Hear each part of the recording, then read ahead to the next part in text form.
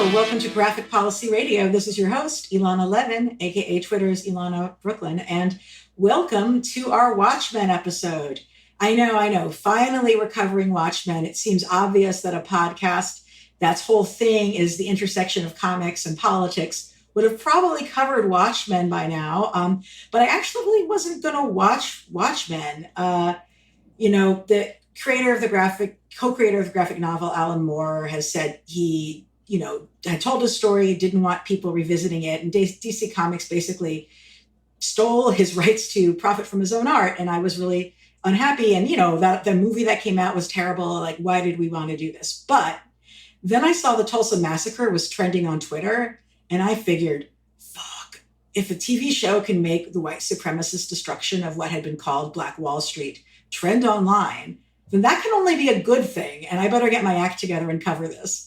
And then one of my listeners gave me his HBO login. Thank you. You know who you are. So here we are now with two amazing guests to talk about HBO's Watchmen series. And look, the comic Watchmen was a brilliant exploration of authoritarianism and what the Cold War was doing to Americans. But one thing it didn't address well was race or gender. So maybe there's room for more of this stuff after all. Joining me for the very first time is Victor Lukerson. He is a freelance journalist who has written for The New Yorker, The New York Times, Time Magazine, and The Ringer. He's currently writing a nonfiction book about Tulsa's Black Wall Street for Random House. Welcome to the show. Thanks, Ilana.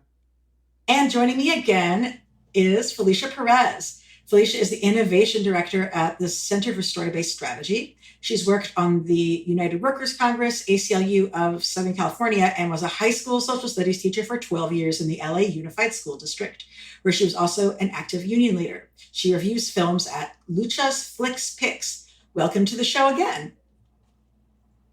Hi there, Ilana. Nice to meet you, Victor. Nice to meet you as well. So, when it was really the fact that this show got the Tulsa massacre trending that first got me interested in it. And to our listeners, this is all spoilers. You've had plenty of time to watch the show. But one of the things that I'd heard is that some of the people who were watching the Tulsa riot scene actually thought it was fictional at first when they saw the show. And maybe they thought it was fictional for a while after because they were unfamiliar with the history. Victor, do you have thoughts on that response that people might have and what TV shows that are fiction shows but are relaying historical information like this one can do to prevent that confusion? Yeah, Alana, I kind of think Watchmen ended up in a weird gray area. A lot of alternate history shows or media, including the original Watchmen comic, deal with very iconic, widely known events. The Cold War, the President Richard Nixon, or even a show like Man in the High Castle, which is sort of like what if the Nazis had won World War II. But this event was different because though it is extremely important and everyone should know about it, a lot of people don't. I feel like the show was sort of operating in that traditional alternate history lane where you kind of assuming everyone already knows we're playing with real history. So I can see why it was approached that way, but I do wish they had done something even as simple as something at the end before the ending credits, sort of clarifying what events had actually happened. I think also the fact that on this show, the descendants of massacre victims have been given reparations or awarded reparations, but in real life that did not happen, even though it's been fought for. That would have been a great thing for the show to clarify either at the end of episode 1 or at the end of the series. So I do think it would have been great if there had been something to sort of help people understand the true history separate from the fiction. I love those ideas. Oh, for the sake of sort of establishing where we're at on this, like what were folks' familiarity with the comic, if at any, before the show? I know I grew up on the graphic novel. Victor, had you read it before? I had not read the graphic novel. I had watched the movie and also thought it was bad like 10 years ago, which might have turned me off of the Watchmen IP a little bit. But I actually ended up reading the graphic novel as I was watching the show. So that was kind of interesting because the show is extremely confusing when you don't really know anything that much about Watchmen. So it's sort of interesting understanding more of the callbacks and references as I was watching more of the show itself. Alicia, had you read the book first? Well, actually, I've been listening to you all right now, and I'm struck by a couple of things. One, I never watched the film that came out earlier, nor had I ever read the comic book either. And I think part of some of this is that that's sort of the catch of these kinds of storylines, right? Like, so what happens Mhm. when you're excited about a show and you start to watch it, and in the midst of it, you're like, I'm a bit confused or really confused, and there are resources out there. I hear that this was a film, I hear this was a comic book, and then you go out there and you investigate it. And there were a series of articles that came out right before the show aired and during its sort of like opening hiatus that really gave people a cursory but in-depth enough background into everything. And I feel like the same thing was happening with the actual, nonfiction history of the Tulsa riots. I feel like the same thing was happening, where this blurriness of, I think I know this, wait, I don't know this, how much of this is actually true? And it again, like, let people really get pulled into wanting to find out that history for themselves. And I question sometimes whether or not putting in information at the end of a show or a film like this was true and this wasn't. I mean, history and stories and narratives in general have multiple truths. And I feel that if we had a storyline where you then are told this was true and this wasn't, then you don't do the investigation for yourself. Then you don't then start going deep into books and trying to find the knowledge for yourself and going really deep into, wait, that was true and this wasn't. And this should have been true and this wasn't. So I think that I like the idea of there being this motivation intrinsically within the storyline for you to really go investigate and find out backgrounds to any of the stories, fiction or not, that we're sort of shared. Oh wow, these are interesting perspectives. I love it. Um, one of the other things that like really struck me was, uh, centering the story in Tulsa, which like doesn't happen much. I live in New York and I'm used to things being here. Like, Victor, how did you feel about like centering the story in Tulsa? Like, do you think, and obviously it being an alternate, it's a crap. What's the word I'm looking for? Alternate timeline, I guess.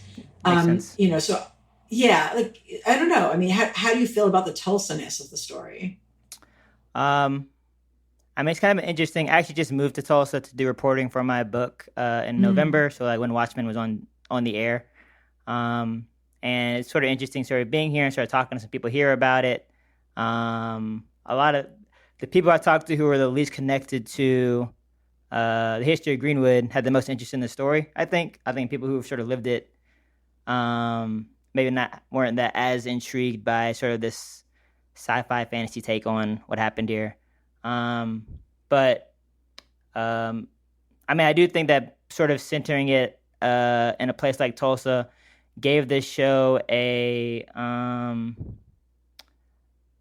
I don't know. I think it sort of helps.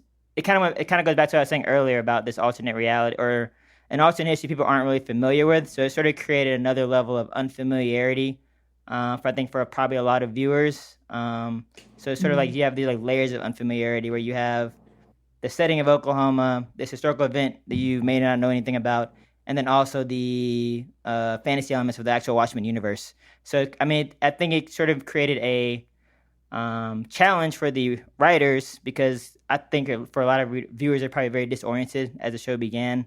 But I do think they did a good job over time of sort of orienting you in the world of Tulsa with all these other elements and sort of having it all come together in a way that ended up making a lot of sense by the time the show came to an end.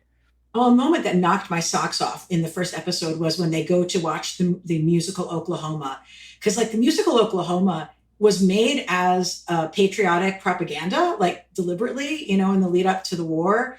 And I hadn't thought about it for a while because I don't like the score very much. But I loved that here this group of diverse people watching a Black production of Oklahoma in Tulsa and like recalling, oh yeah, this is a story about trying to forge a unified America out of the cowboy and the farmer who should be friends. And then here we have like the Black Tulsans and the white Tulsans like sharing this space. And I just that actually was a huge moment for me getting excited about the show. I think what's interesting is that when we have these particular storylines that come out, fiction or nonfiction, and they're centered around a location in the South, there tends to be a sort of like overarching narrative that it's going to be about racism, that it's going to be about white supremacy, and that we're going to see a lot of bad people doing bad things to people who are innocent.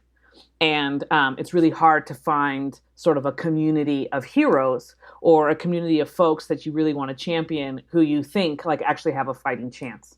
And I'm mostly thinking about like all kinds of films, right? Like I just recently saw Just Mercy, centered in the South, really about sort of this like, you know, dichotomy with state sanctioned violence and, you know, white supremacy in our judicial system. But there's always these moments where, you know, you're like, ah, I know how this story is going to go. It's going to be these folks are bad, these folks are the victims, and people are trying to be some sort of heroes here, but they're not really going to be successful because the giant is really just too big. And I think that Watchmen was super interesting about like, no, maybe there was a time, and to really get you to question as a viewer constantly, is this real? Did this happen? Is this possible that there could have been some unification, that there could have been some cross-cultural community building in existence, or is that true fiction? Is that can't possibly be real? You know, Black folks being both in power in terms of being business owners, being leaders in the community, and being happy, joyous, and free can't possibly be true in the South. And so I think that the show has this ongoing conversation about, do you believe this? Do you think this is true? What can you imagine is actually and agree is actually possible here? And I think that, you know, for myself, other than the musical Oklahoma and other than the song about being from Muskogee, Oklahoma, there's very few things that are out there that sort of like reach this kind of popularity level that place on a map Tulsa, Oklahoma, and put it in a way that isn't necessarily like right from the gate, like I don't want to go there. You know, us Northerners, we love situating racism in the South and acting like this isn't our problem too, which is one of the reasons I loved having Will Reeves, you know, be a cop in New York and addressing racism and anti-Semitism there.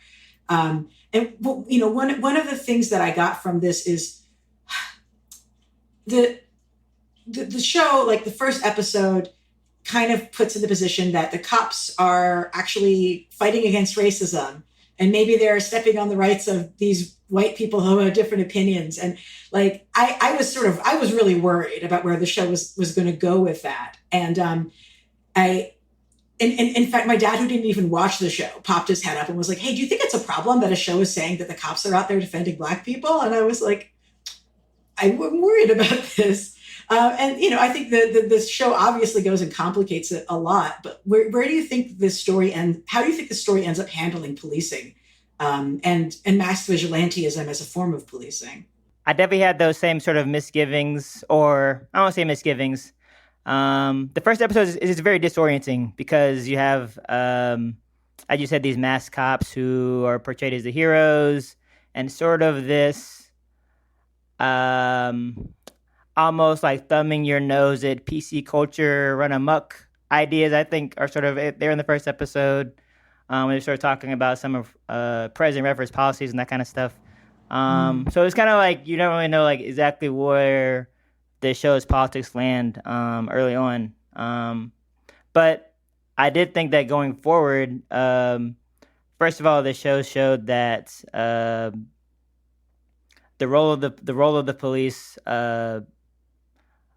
ended up being a lot of like coercion and violence against different kind of groups, I guess. Like we didn't really. They still seem to be sort of like a rogue group, kind of doing whatever they wanted to do throughout the series, I think.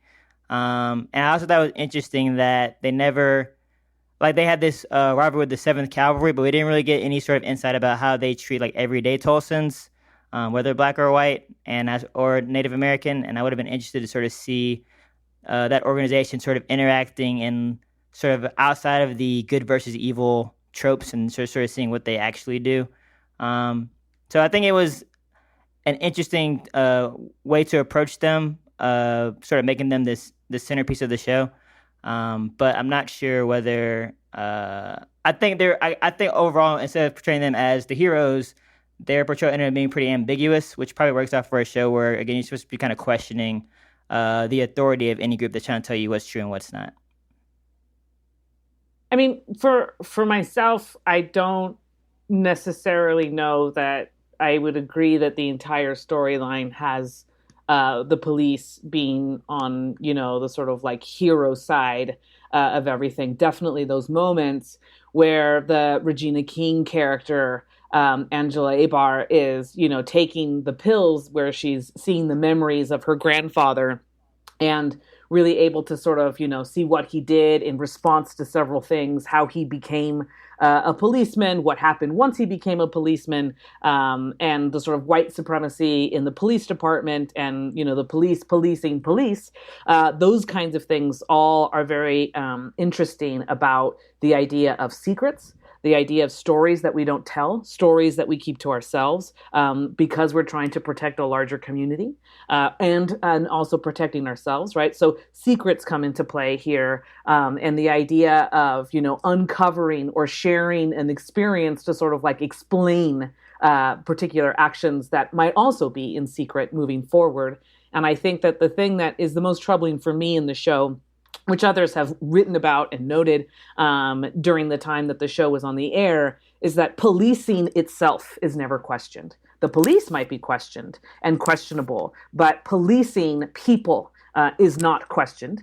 Neither is imperialism, not questioned. Totally okay, and would be totally understandable that the U.S. would continue to be an empire builder and continue to, invade places and occupy spaces like Vietnam, and then, occupy it to the point of making it a state in the United States. And noticeably absent is anybody who's brown. Right? It is Oklahoma. What else is in Oklahoma? Who else is in Oklahoma? Native Americans. That sort of like national imperialism within the United States is not talked about. There's no Latinx people in this show, right? So there's also a massive absence of communities and people. And again, I think that the police, especially the characters in this show, are often questioned. And it's not necessarily that the police are good, but what definitely comes out over and over again is policing is good, that empire building is good.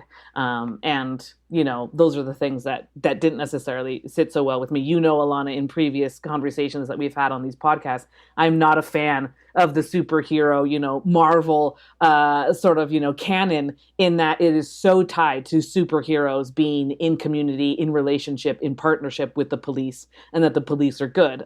Really, talked about that in the last Spider-Man series. And Yeah. so, that's like a big thing for me. And it came up here again, though I, again, appreciate the critique of, potential folks within the police department and the white supremacists who are really using the police department as their place to have, sanctioned support for what they do and implement that white supremacist sort of like behavior and ethos in action. But the idea of, policing anyone, even outside of the police, is the thing that is constantly supported in this show.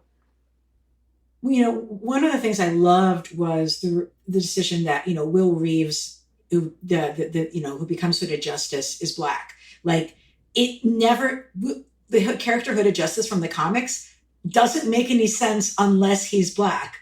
And he isn't, we don't know anything about him, racially in the comics. Really, I mean, you see a little bit of a close up where you see his eyes behind his mask, but as we see in the show, why isn't that stage paint? But like the idea that the only way that a Black man was able to defend himself and defend his neighbors in New York, what was to fight, like physically fight, and be masked in that.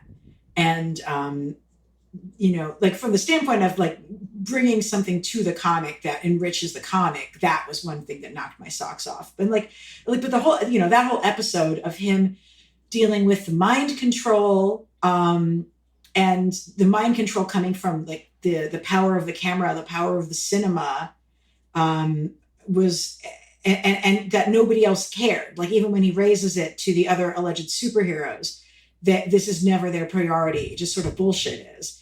I always have a little bit of a concern when stories posit racism as being something that people are that's just a conspiracy rather than like something that's produced by systems. But I don't know. I mean, overall, I really enjoyed seeing that part of the plot line. Yeah. Sorry, that's not much of a question, is it? Well, Victor, would you like to talk about your thoughts about Will Reeves yeah, as a that was character and actually him being my Hooded favorite Justice? episode, This Extraordinary Yeah. Being, I think it's called. And also, it was the episode where the sort of conceit of the show and sort of the logic of the show really fell into place for me. As I said, but I was just very disoriented at first, trying to learn all this Watchmen lore, and then there were a lot of these interstitial moments in the early episodes with the American Hero story, which is like the pop culture version of Hooded Justice. Mm-hmm. And that seemed very arbitrary at first. Like, why are we showing these random comic books fight scenes?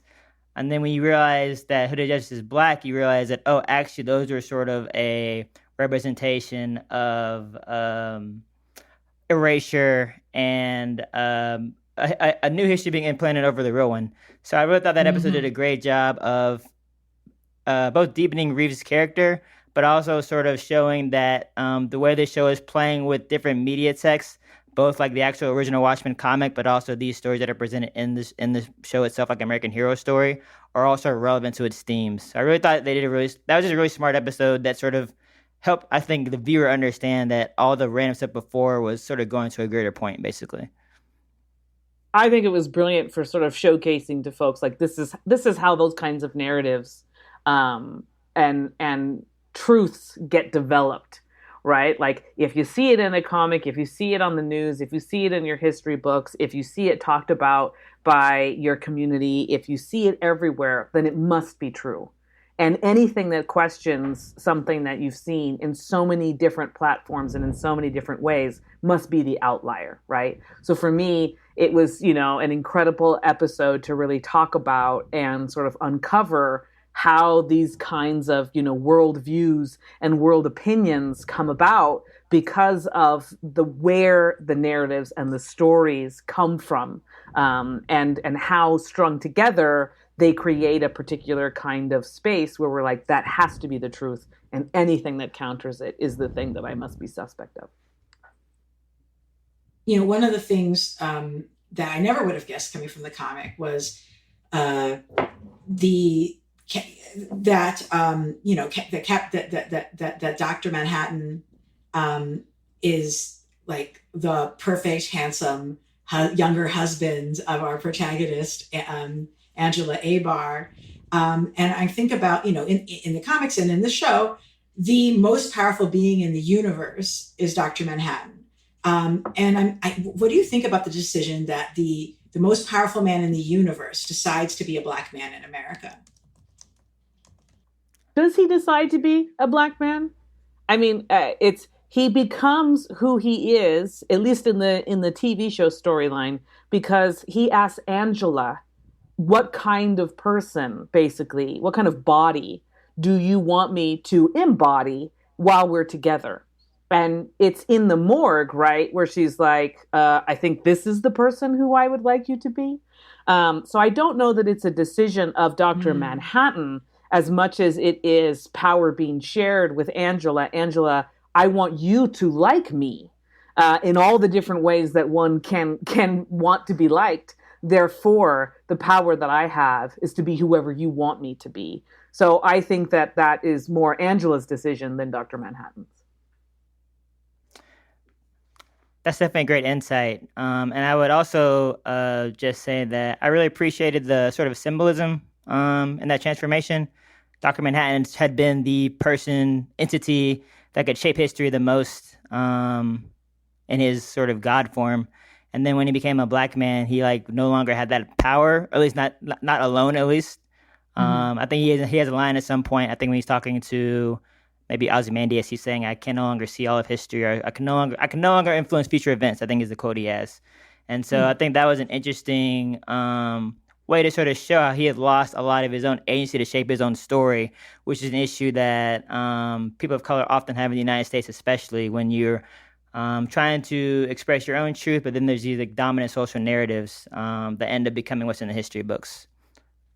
One thing I sort of thought was a bit unfortunate is, John Osterman, the little boy who becomes Dr. Manhattan, is Jewish in the comics and is maybe briefly as an aside mentioned as Jewish in the show. And there's some symbolism of there being, this black Jewish this Jewish superhero becomes a black superhero. And in this moment where the powers that be are really trying to get black people and Jewish people to fight, and that black Jewish identities, and there's like tons of black Jewish people, are being erased in the media conversation, that we had this like, here's someone who could be a black Jewish superhero, but like it doesn't actually get acknowledged in any significant way. And I suspect most viewers probably don't even remember that Dr. Manhattan is Jewish.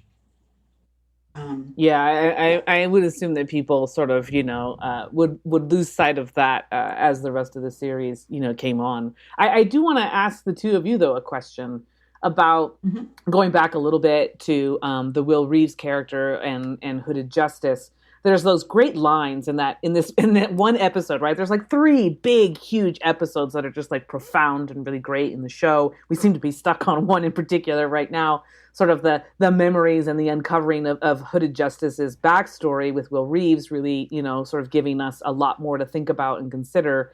But there's this line where it's about you can't heal under a mask, that wounds need air, right? So there's this whole thing about like also sort of questioning whether or not heroes really should be hooded, really should be covered, really should be pretending or not wanting to reveal who they truly are, or that there shouldn't be sort of an emphasis on doing so in order to stay safe, and there's this whole line within that, you can't heal under a mask, where there's this line about, basically, it's not anger that you feel under the mask. It's only fear and hurt. But then the next line is trust in the law, right? So there's this whole thing that's like trust in the law, but is the law just like law? Or is the reference to trust in the law like trust in the police? So there's some phrases that get used which make it, a little bit ambiguous about like what exactly it is that you're supposed to trust in.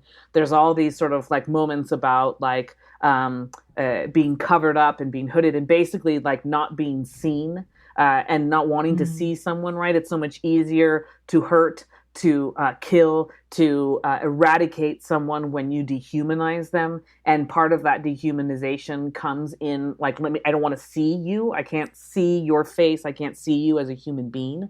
But isn't that also what we do to our superheroes? They couldn't possibly be everyday people either. They have to be extraordinary and something that I can't identify with either. So I just thought that there was something there. And I'm wondering what the two of you think about the masking that happens, whether it's in the first episode and, like they can't be seen because in order to support the police, you can't know who they are. And the superhero sort of, like costumes and masks, and then Hooded Justice's backline story. Like what's up with masks and being hidden or covered up as a storyline in the series? Victor? I think one of the interesting things about the Watchmen franchise, and I guess one of Alan Moore's great conceits, was not giving anyone explicit superpowers, which I think makes this whole mask question a lot more interesting. Because, for example, on the show, Angela Abar doesn't have an actual power. She's really strong and a great fighter, but she doesn't actually have a power. So I think it helps to highlight the question you're asking about, like, why does she need this mask? Like, what is she protecting exactly?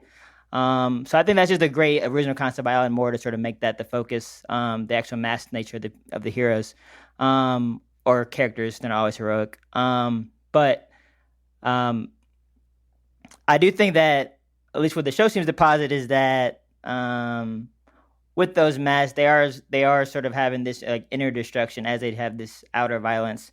Obviously, Will Reeves ends up losing his family as a result of this violence he carries with him from his street fighting back to his home. And then we sort of see with Angela and her adopted children how she has some trouble connecting with them or sort of revealing the things she's doing out in the world to her children at home. So I think the show seems to posit that this sort of mass life isn't healthy or, tenable in the long term. And then I think that the idea that at the end of the show, right, she's sort of finally admitting to her son that she's Sister Night, and then her and Will Reeves finally have this connection without masks. So, I think that you see the mask sort of causing a lot of internal psychological harm for the characters, and I think it's good that they it's important that they eventually sort of put the mask away, I guess, at the end of the series. What's interesting is that Huh. when Hooded Justice finds his son, right? There's that scene where basically Angela's dad, Will Reeves' son, is like trying to be like his dad. He's trying to be like Hooded Justice. And in that moment, Will Reeves is like, no, don't do that. And that sort of like sparks this moment where Will Reeves' son and wife are going to leave him because now they don't know him either. They don't recognize, quote, him with or without the mask. Right. And he's sort of taking things out on his family versus, the larger community at large that might actually be doing him harm. And so the response to that is that Hooded Justice's son is like, well, I want to be a good person too. I want to be a hero, but I'm not going to do it wearing a mask. I'm going to do it wearing a uniform. And he joins the military, and that's why he's in Vietnam, right? So there's a constant narrative that, again, policing, imperialism, all good, all good. Policing the police is good. Everything about policing is good. And the question really seems to be about which is better, policing as a vigilante and somebody who you're not, showing who your identity is? Is there power in anonymity in that way? Or are you more powerful when you are exposing and revealing who you are and not trying to hide? And so I think that there's something between military uniforms and masks, and having a badge versus having a superpower. And I would just, I think there's an interesting question about like, what is a superpower? Is it a power that, yes, just like what is the definition of a superpower? Because I would dare say that being a Black woman in the United States isn't in of itself a superpower these days. Well, this is jumping ahead to something, but I was thinking about how, it turns out, and I was a little bit bummed about it, that, Lady Trieu's whole thing is that she wants to give herself superpowers. And she actually has superpowers. She's a billionaire. Like you already see her demonstrating her superpowered ability to control people's lives and to do all kinds of fancy science as well. And then it's like, oh, so she just wants to be Dr. Manhattan now too. I was sad even though I'm not a fan of billionaires, but I was disappointed to have her be like a firmly, fully healed character in the story. And, I guess there's maybe a piece of like, but they didn't really go there, with, like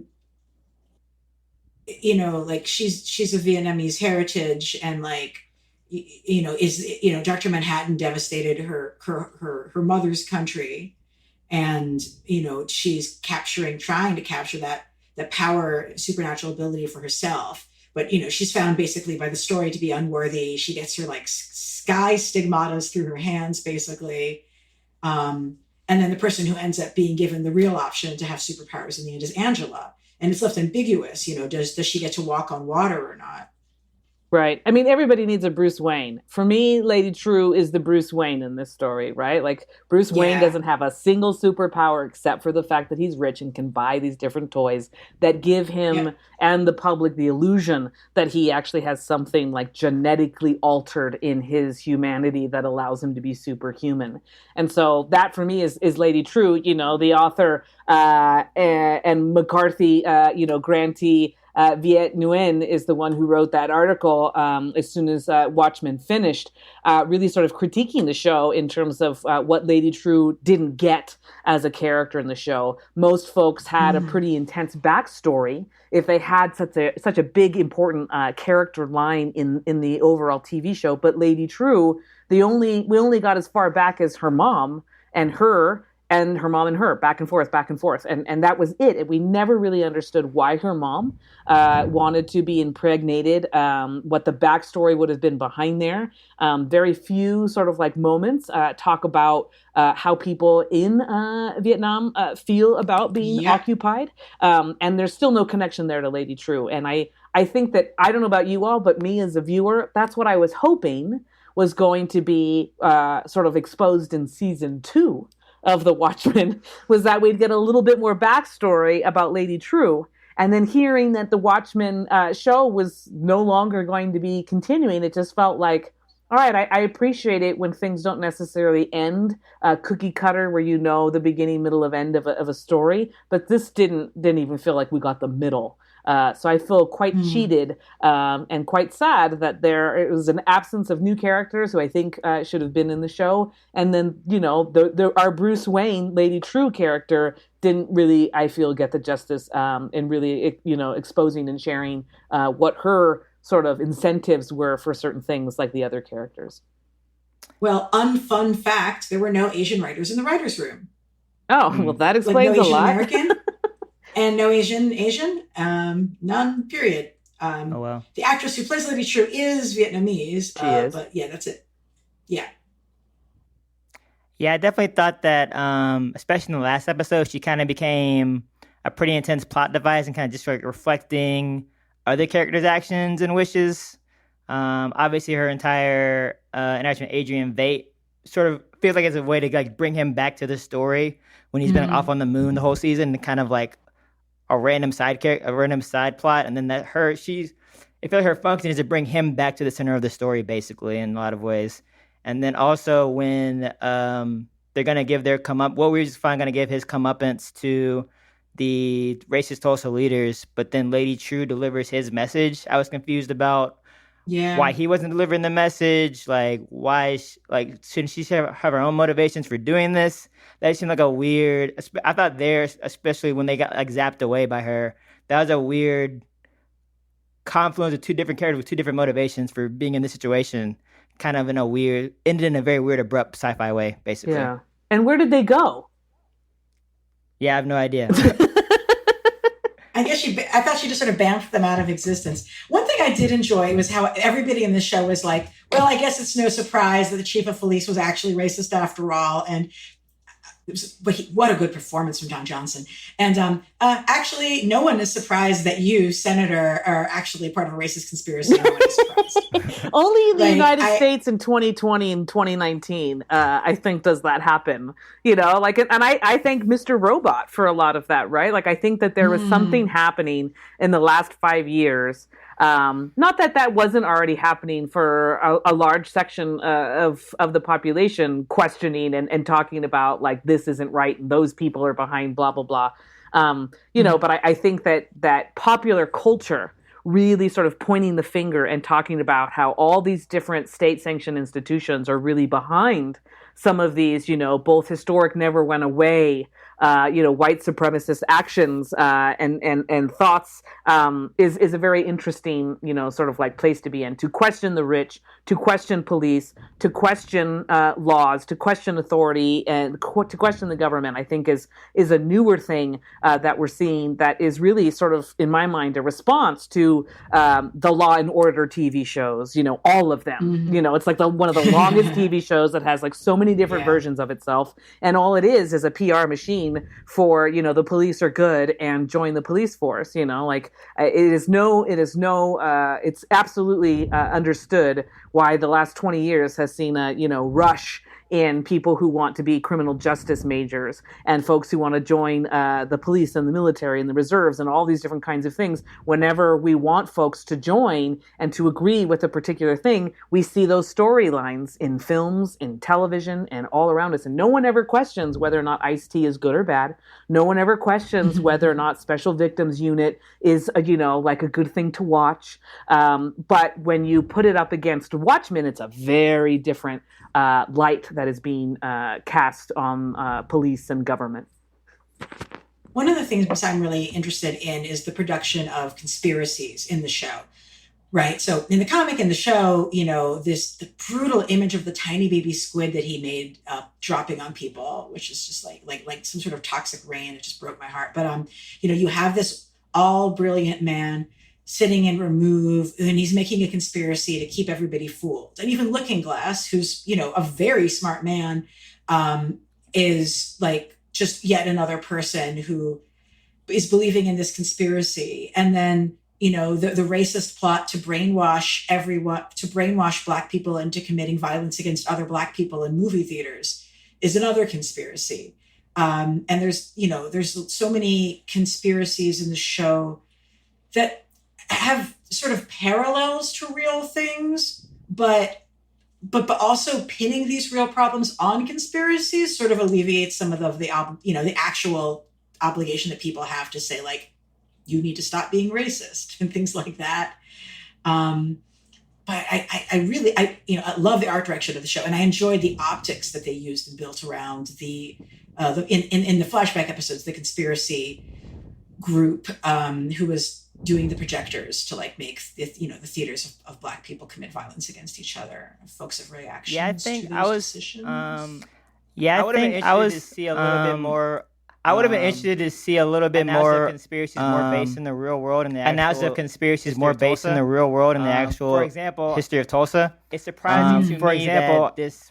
It's surprising to me that this group racist takes the massacre, white supremacist group takes the massacre. I would have thought that kind of group at its face. No, this never even happened. I would have thought that kind of group would be saying, "No, this never even happened." Like you people are exaggerating this whole thing. So I think it would be interesting to sort of see that group, the actual history, or see people in the city sort of reckon with the actual history itself, theories in a way that might lend itself to conspiracy theories. That seemed like to me that seemed like a very intuitive motivation that sort of reflects some of the way to view that group's motivation that sort of reflects some of the toxic ways people manipulate history in the real world. So I thought the entire show. I thought the entire show. A lot of the ended up happening with most resonant themes ended up happening with the superhero conceits as opposed to the actual like life in Tulsa conceits, I guess. It's a really good observation. I mean, I think the show was also showing it's that the storyline about learning how to basically brainwash someone, and this like sort of strobe light images in the different film reels and different things like that, and then the movies happening in this way. Like, I mean, that's the sort of talk about how culture, right, is definitely behind some of the actions and the thoughts and the feelings that we have. I mean, you have in the South a series of statues that the last few years people have been trying to bring down. Well, let's talk about why they went up and why do people want to bring them down? Because they are, in fact, definitely responsible for the kinds of cultural narratives and beliefs that we have about who is a real life hero. And who should we be revering, both historically and right now in our communities, right? So when a statue gets put up, in the South, these statues, these names of schools, these kinds of things all come up as a response to the end of Civil War, to the end of segregation. These are all things reminding folks, those people who are now able to share power with us are not the heroes. We still are. And in fact, the we who are still heroes are those who continue to try and keep us separated, and that we as quote white folks and white people are more superior, right? And so I think that episode and that moment of showing us how culture creates those sort of beliefs and therefore then actions and responses was super powerful. I think for me as a viewer, it made me question: is this show doing the same thing? Is this show in and of itself as a storyline and as a narrative critiquing the police, critiquing government representatives and what they do? Is this in fact also doing the same thing?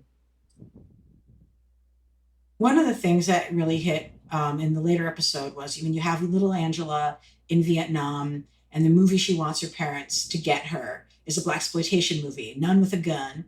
And it's obviously a movie that's too violent for a kid her age. And she literally explains, in case any viewers don't understand it, she's like, I want to see this movie because I haven't seen a woman who looks like her in a movie before. And that, what drew little Angela to want to watch this movie is like, she's like, oh my gosh, here's a Black woman like me, and she's physically powerful and she can defend and take care of herself. And like, I'm going to take and gather and grab whatever representation of that I have, like, regardless of like, what it is she's doing, or Angela as a little kid's ability to understand the other kinds of subtexts that a movie like that would have had, as a blaxploitation movie and all that, like that would have been made at the time.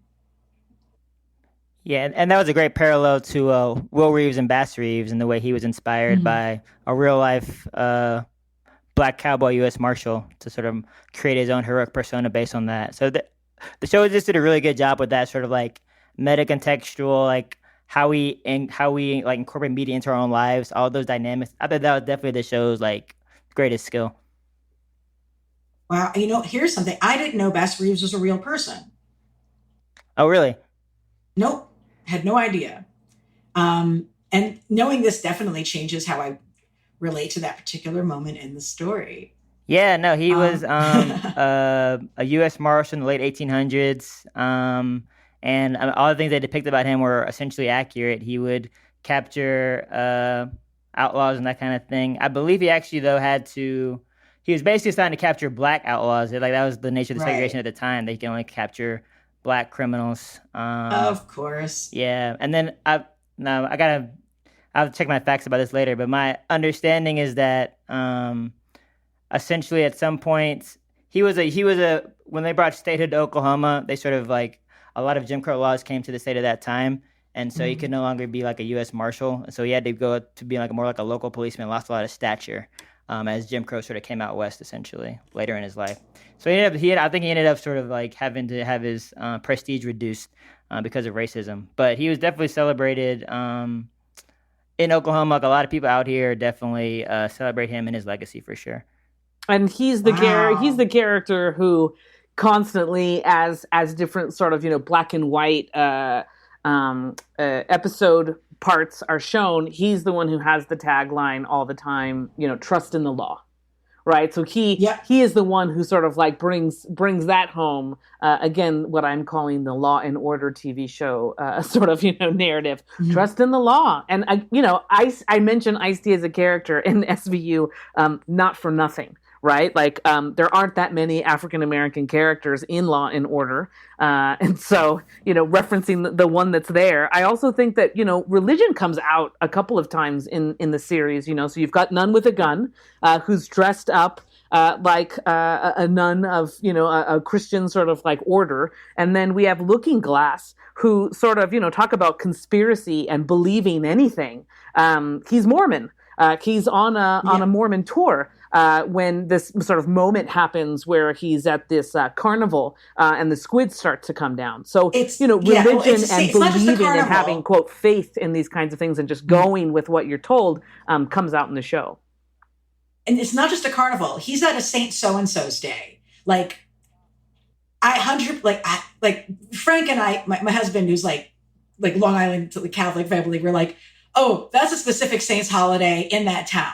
So he's this he's this Mormon guy from the middle of the country. He's suddenly in New Jersey. He's surrounded by Catholics probably for the first time of his life. And like he has this like crisis of confusion. He's taking advantage of fish out of water right away. But that was like a very clear religious cultural moment in how they chose to depict that thing for him. Like he wasn't at a shopping mall. He wasn't at a 4th of July party. He was at a Saint So and So's Day Right, festival in right. Hoboken.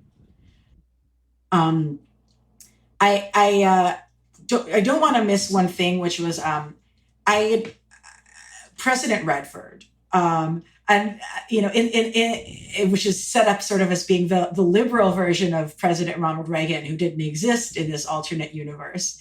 And the administration of President Redford, the government looks very different, right? Like there's reparations.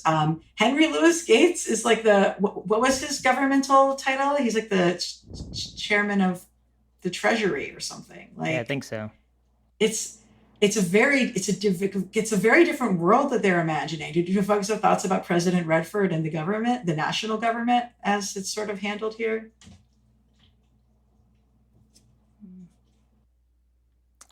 Felicia, do you have any? You want to go first? Well, I mean, we have two R's, right? So, I mean, it's kind of amazing that Ronald Reagan and Robert Redford have the exact same initials and are both Mhm. Hollywood stars. And it's not like Robert Redford is, not involved in politics. He's Right. pretty, Yeah, he's out liberal. front and Yeah. seen as a lefty guy. And so I think that it's interesting that how again the show and the storyline as a comic continues to blur the lines between that can't be real. Wait, is that real? Right. So the idea of Robert Redford being the president, anyone being having any suspicions to like that couldn't possibly happen. It's like really because that didn't happen already, or that Ronald isn't Reagan did. happening Yeah. even right now. So I think that I think that again, it's one of those moments of blurring the lines between what you think you know and what you do know. And Ozymandias positions Redford as being Redford being president as being a product of his own machinations. Like, it isn't the people of America who put him there. It's Ozymandias. Ozymandias at least thinks that Ozymandias put him there, by basically getting the Cold War ended and the nuclear threat, off the map. Do people have thoughts about the Ozymandias character? Like, one thing I give the show credit for is I immediately could tell that he was playing Ozymandias because he had the mauve sort of purple color scheme from the comic. I was like, that's who that is. But any thoughts about the Ozymandias storyline or any of that? Well, as someone who had not read the comics before I started watching the show, his storyline was extremely confusing for many episodes. Just like, why does this guy even matter, basically? Definitely when I sort of realized his role with the squid and, him being this like mastermind, quote unquote, evil genius, his story became a lot more interesting. And it kind of got back into what Felicia was saying about how can you trust what you're seeing? Like when they have Looking Glass sit there and have Ozymandias say that he constructed this entire thing and it was a giant elaborate prank and I made the president do this and all this kind of stuff. And it was just like, when I watched that, I was like, I don't even know whether this guy's being truthful or not. So I think that was, and maybe if I'd read the comic, I might have been like, oh, this is like part of the lore or whatever. But because I hadn't read the comic yet at that point, I was just like, this is even more of to another curveball that makes you not even trust any of this media that's being presented in the story. And in the comic, the character who's partially inspires Looking Glass is the one person who, from the heroes, who tells Ozymandias, like, no, you can't fucking do that, and tries to stop him personally. And fails because he's a regular man. And then this one, Looking Glass, the stand-in for Rorschach is like, I'm taking you to jail, and just is somehow able to do that here. Oh, I mean, at the very end, yeah.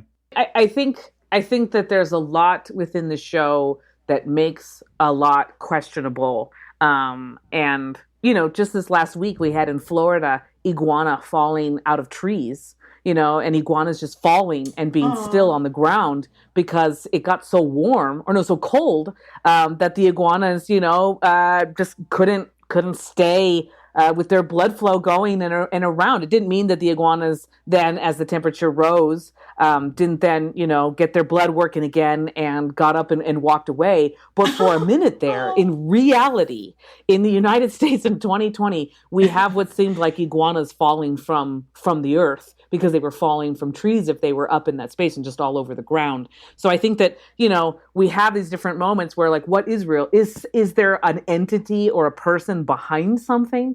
Or is it just, part of the environment's, response to different things? I think another thing that would be interesting to talk about, Ilana, is how queer the show is in many different ways. Regina King never gets married. There are folks who are completely single the whole time and might be looking for partnership and relationship and love, but not necessarily commitment in that way. We have Hooded Justice having an extramarital affair and maybe being, gay and queer the whole time, and having to sort of like fit in. There's a lot of storylines of like having to fit in, of having to hide, of having to uncover, of having to keep secrets, of having to reveal the truth in many different ways. But I was struck that Hooded Justice had such a deep storyline that I don't want us to lose the fact that he was also a gay black man, and how often do we see that as well in a particular storyline? Well, I was glad that they included that because there's a little bit of subtext that Hooded Justice may have been gay in the original comics, and it would have been a shame to lose that. I was intrigued and saddened at how mad some male viewers were at the revelation that Hooded Justice was gay. Regina King's character is married, though. She's married to Dr. Manhattan because they refer to him as her husband. Oh, I didn't realize that. Cool. Yeah, but that's fine. He is much younger and it's very cute. But so I definitely agree that was a significant like piece of his identity that he was hiding. And it was interesting that the TV show within the TV show really sexualized and sensationalized the queer, possibly like BDSM-ish relationship, and made that sort of be like a standard assumption of like, of course, that's how this sex plays out. I thought that was interesting too because I feel like the show within a show portrayal was more similar to the Watchmen graphic novel portrayal. Because as I'm Mm, remembering the way it was portrayed in the graphic novel, it's sort of yeah, like this secret and like I think it's sort of portrayed as this thing you don't know this about him, but if you knew it, you'd have totally different thoughts. It says that sort of like dark right. underbelly portrayal. So then it was interesting that the show within a show, which is the most comic booky element of the series, was kind of getting back into the way he was portrayed in the original graphic novel. Well, the first time we see her husband slash Dr. Manhattan, but like in human form, um, watching that, sitting on the couch watching the show, we had a moment of, oh no, I'm sorry, it wasn't when he was, it was when Looking Glass was watching it. We had a moment of like, wait, is he watching porn? Oh no, he's watching the HBO show within the HBO show. Mm. And that for a second there, we couldn't tell the difference between the HBO show within the HBO show and like a character watching, porn, but in like a censored way that you could show on a rated R TV show. Um, so sitting on that, No, I guess just like I really thought the show, it just felt like a very modern show in a lot of different ways, both for the anxiety, the cultural anxieties we have. The squids is this sort of like climatic apocalypse that could happen at any moment. Um, the sort of like the absurdity of having a celebrity president, but then we live with that. So I thought all that yeah, stuff was yeah. like really oddly pertinent, but also just the fact that the show felt very like internet ready. As Felicia said, there's sort of like this assumption that you're gonna go Google a lot of stuff after you watch the show. Mm. And then also this idea that like, oh, I'm gonna be able to balance in my mind a TV show I'm watching and the media they're watching on the show, and like all these surrounding medias, all these screens everywhere. Like all of that just felt like a really modern, smart way to approach it. So I just thought they did really well with all Mhm. that Yeah. media portrayal And for sure. the comic is a comic about comics, Right. and having the TV show be a TV show about TV shows and like watching screens, I thought was like, yeah, that works. Yeah, Yeah. I love this point that Victor just made. I questioned it and thought about it before, and now from what you just said, Victor, I'm more solidified in this being true. I do not believe that this show could have come out any other time than right now. The storyline, the way it was portrayed, anything like it, I do not believe that it could have come out, been successful, and had the kind of impact and effect that it has had than any other time like right now, right? I think if we had seen this show in the early or mid 90s, that people would not have been able to look up and confirm for themselves the Tulsa riots and that historical piece that is accurate. I do not think that people would be ready to be critical of Ronald Reagan. I do not think that people would have been ready to be critical about police. I think that there's a lot to the ripeness of 2019 and 2020 and everything that we're doing right now, both with technology and our sort of questioning of the government and really uncovering because of access to information, including our phones sharing information from our real lives in terms of state sanctioned violence and police brutality. I do not think that this show could have existed any other time than right now. I love it. That's a great note to wrap on. Um, Victor, tell our listeners where they can find more of your work online. So yeah, as I said, I'm living in Tulsa right now, doing reporting on a book about the history of the Greenwood District, and I have a biweekly newsletter where I offer some my reporting and writing and research. It's called Run It Back, and it's at runitback.substack.com. Your essay that you wrote for the New York Magazine about Watchmen, like that's how I found out about your work, Oh, and cool. like I think for everybody, it's a must read. Which actually hits me that we've managed to get to the end of the episode and nobody's mentioned generational trauma at like in an Mm. extensive way, and I feel a bit bad Mm. about that. But it also is something people have talked a lot about with regard to the show, because it is such a striking like theme within the show as well. Um, I think there's something to generational trauma and generational resilience. And so I think that the show really speaks to both. Yeah, I think the show works best when you really zoom into the Abar and Reeves family and look at all their dynamics. I think that's where the show shines the most, for sure. Yeah, awesome. And and and just using the nostalgia drug as a medium to make clearer the way we understand the other generation's experiences of trauma, which can sometimes come to us just feeling like feelings, anxiety, um, like why my parents never throw anything away, or like that kind of dynamics, and to be like, well, now we're going to let you see this. But to be clear, and Felicia, taking those pills was seen as the most dangerous thing that Angela, as a character, could do, because the greatest fear was that she might not come back to being able to live her life alone, right? The fear is that the memories that she is ingesting and consuming would be all consuming. And she would forget about who she was, her agency, her storyline, her everything. And I think that is constantly what we are told, at least in the US, about history, right?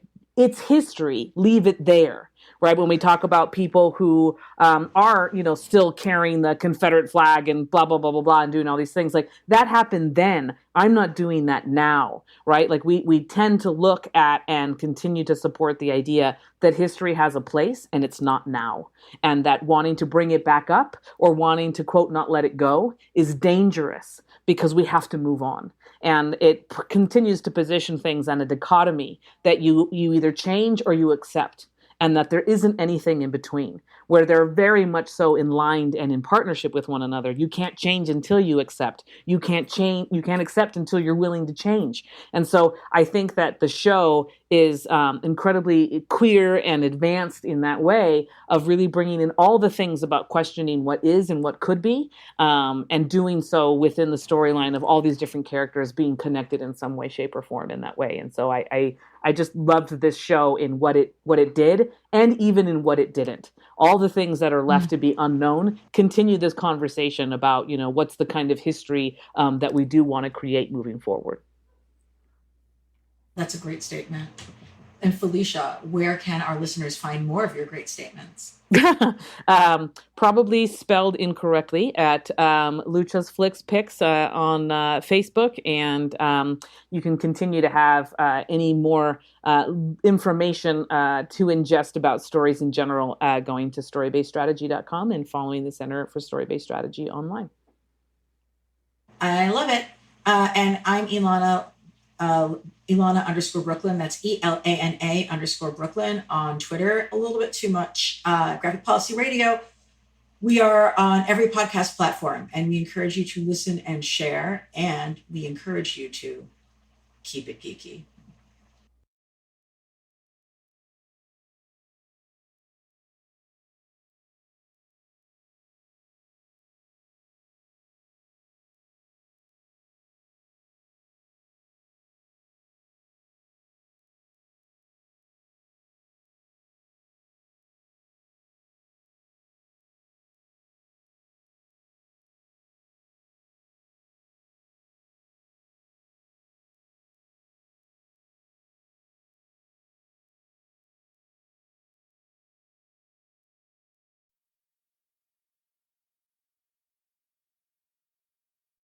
Hey, thanks for watching the previous video from Graphic Policy Television. Just by watching, you help support our site. Thank you so much. Now, if you're watching these videos, you probably care about geeky things like movies, television, comic books, toys, games, video games, you name it. You can go and subscribe right now to our YouTube channel to stay in touch and catch all the new videos, or check out our website at graphicpolicy.com. There's a nice link on this end of the video. But as always, thank you for watching. Keep on rocking and keep it geeky.